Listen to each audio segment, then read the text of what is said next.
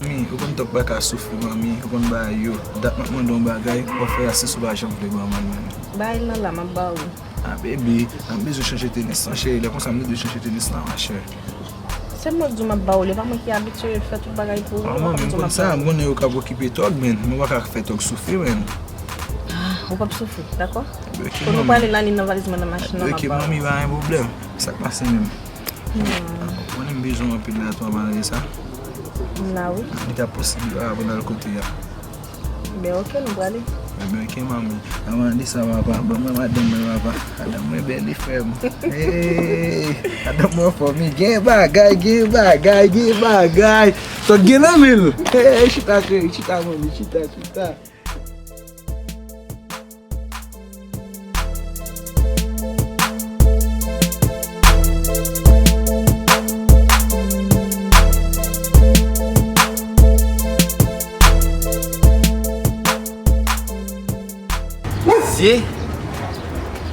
Hey, bay sa mba kebel pou kom. Formal di kouzem sa kat madame ni. Hey, mbal fè l'alman e tog. Comment ça va cousin?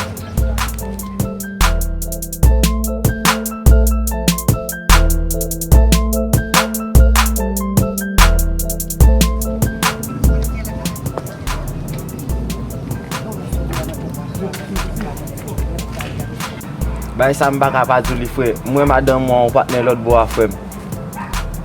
Ouais madame moi avec on l'autre nèg. Madame ou bode. Ba ah bon. Et cousin moi so pas m'ka bon menti. Ah bien OK. Mais ça fait. Tant moi là moi pour mon bagay là, m'a fini. Ah bien OK cousin. Maintenant frère. Yeah. Puis gars moi cousin mal de non ta bon. La fait monsieur contre George. Respectez madame moun.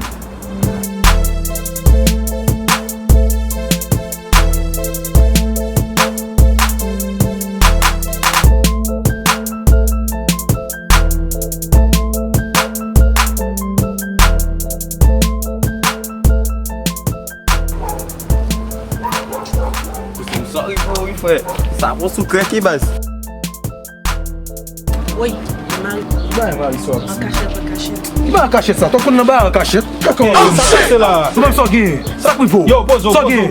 Ça. Pose les frères. On allez. Colle pas la voix.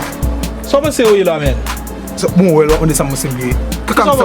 Qui sont passés là? Yo va débarrasser on débat pas. Qui sont passés là? Yo, donc on a caca avec nous pas. Ça passe. Top pas prendre balle tout? Non. Dis-moi si top pas prendre balle tout. Non, top pas balle. 7 sucres. On passe celle-là. C'est un sujet. Ça me semble là même. C'est pas tout là papa. OK. Non. Va là bon. Puis ça quoi ça là? Quand je n'ai que ça là. Non, c'est juste à parler. Dey top. Ba non ba ça on même avant. Cousin.